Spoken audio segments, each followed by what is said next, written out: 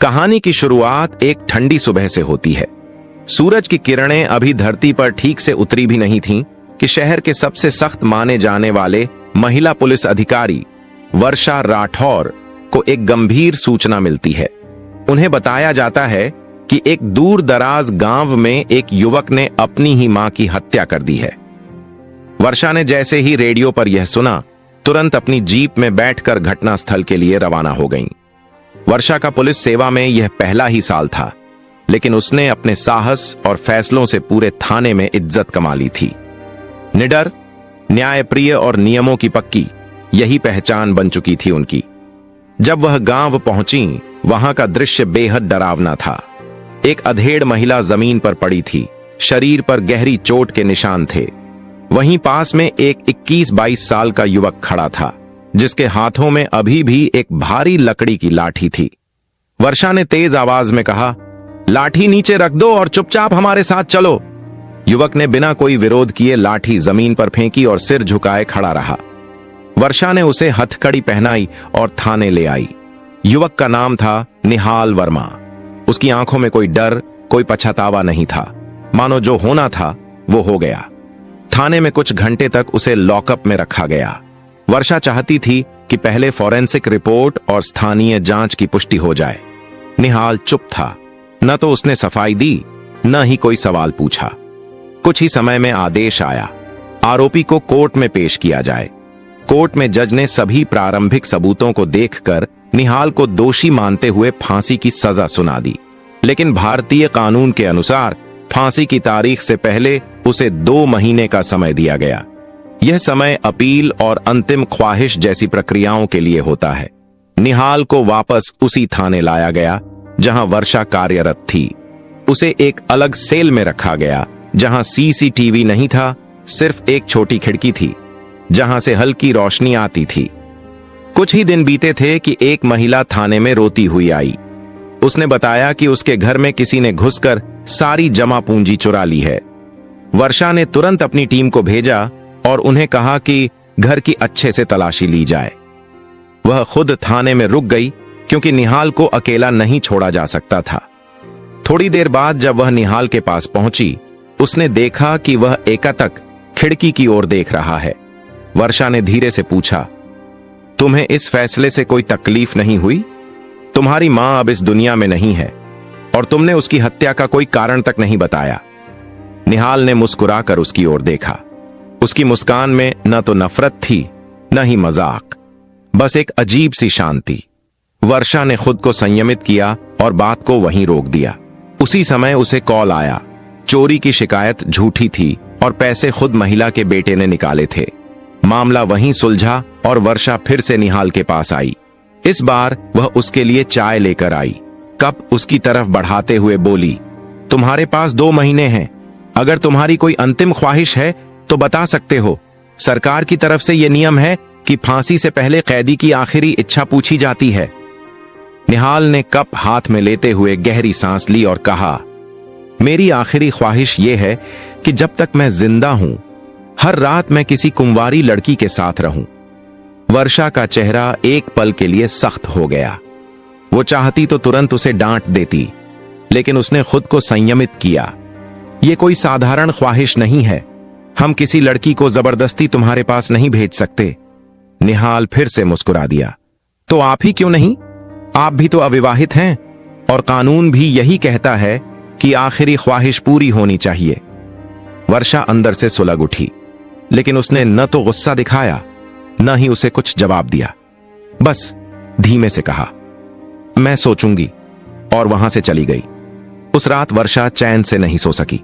उसका मन कई सवालों और उलझनों से घिरा था। क्या इंसान की आखिरी ख्वाहिश किसी नैतिक सीमा से परे हो सकती है? क्या उसे अपने कर्तव्य और इंसानियत के बीच संतुलन बनाना पड़ेगा? रात गहराती रही और निहाल की मुस्कुराहट उसकी आंखों के सामने घूमती रही। कहानी अब एक ऐसे मोड़ पर पहुंच चुकी थी जहां से हर फैसला एक नई दिशा ले सकता था। अगली सुबह वर्षा राठौर अपनी डेस्क पर बैठी सोच में डूबी थी। रात भर वह सो नहीं पाई थी। निहाल की बात उसके जहन में गूंज रही थी। आप ही क्यों नहीं? ये शब्द बार बार उसे भीतर तक झकझोरते रहे थे। एक तरफ उसके भीतर की इंसानियत थी जो कहती थी कि शायद निहाल सच में अकेला और टूटा हुआ है, और दूसरी ओर उसका कर्तव्य था, उसकी वर्दी, जो उसे ये कहने से रोकती थी कि वो उसकी ख्वाहिश पूरी करे। उसने अपने वरिष्ठ अधिकारी से इस बारे में जिक्र तक नहीं किया, न ही उसने कोई आधिकारिक प्रतिक्रिया दी, लेकिन उसने तय कर लिया था कि वो इस कैदी के मन की तह तक जाएगी, ये जानने के लिए कि आखिर वो कौन है और उसकी असलियत क्या है। वर्षा ने अगले कई दिनों तक निहाल से कई बार बात की। वो हर बार टाल मटोल करता, पर हर मुलाकात में वो एक नया पहलू खोलता। कभी मां की बात करता, कभी गांव के लोगों की, कभी कहता कि उसे सजा मंजूर है, तो कभी कहता कि मां अब भी हर रात सपने में आती है। एक रात वर्षा थाने में अकेली थी। बाकी पुलिसकर्मी किसी बड़ी छापेमारी के लिए निकले थे। बारिश जोरों पर थी और बिजली की कड़कन थाने की खामोशी को तोड़ रही थी। वर्षा निहाल के सेल के पास गई। उसे लगा शायद आज वो कुछ नया बताए। वो निहाल को देखती रही कुछ पल। वो लेटा हुआ था, आंखें बंद, लेकिन चेहरा शांत। तुम्हें अपनी मां की याद आती है? वर्षा ने धीमे से पूछा। निहाल ने बिना आंखें खोले कहा, हर रोज, पर अब कोई फर्क नहीं पड़ता। क्या तुमने सच में? वर्षा ने वाक्य अधूरा छोड़ा। निहाल ने आंखें खोलकर उसकी तरफ देखा और कहा, नहीं, लेकिन बताने से क्या होता? किसी ने सुना भी नहीं, सबने मान लिया कि मैंने किया है। उसकी आवाज में कोई आग्रह नहीं था, न कोई सफाई, बस सच्चाई की एक थकी हुई परत थी। वर्षा की आंखें भर आईं। उसने खुद से सवाल किया, क्या मैंने इस केस को एक केस की तरह ही देखा? क्या मैं भी उस भीड़ का हिस्सा बन गई जो बस एक नाम को अपराधी मान लेती है? लेकिन अब समय कम था। अगर निहाल की बातों में सच्चाई है तो उसे सबूत चाहिए। वह अगले दिन कोर्ट रिकॉर्ड्स खंगालने में लग गई। गांव की फॉरेंसिक रिपोर्ट, मां के कॉल लॉग्स, मेडिकल रिपोर्ट, सब कुछ उसने फिर से देखा। उसे कुछ अनसुलझे लिंक मिले, कुछ चीजें मेल नहीं खा रही थीं। निहाल की मां के मोबाइल से आखिरी कॉल गांव के ही एक ताकतवर आदमी को गया था, जो पहले भी अवैध जमीन कब्जे के मामलों में पकड़ा गया था। वर्षा को शक हुआ, कहीं इस हत्या के पीछे जमीन का मामला तो नहीं। उसने गांव में उस आदमी के खिलाफ गुप्त जांच शुरू करवाई। इधर निहाल अब भी अपनी आखिरी ख्वाहिश पर अड्डा था। जब वर्षा ने उससे फिर से पूछा कि कोई और ख्वाहिश क्यों नहीं रखता, तो वो बोला, क्योंकि मुझे जिंदगी से कुछ नहीं चाहिए, लेकिन मैं तुम्हें चाहने लगा हूं। तुम जैसी ईमानदार और सच्ची औरत मैंने कभी नहीं देखी। वर्षा को अब यह एहसास होने लगा था कि निहाल के भीतर एक मासूम लड़का छिपा है, जिसे हालात ने पत्थर बना दिया है।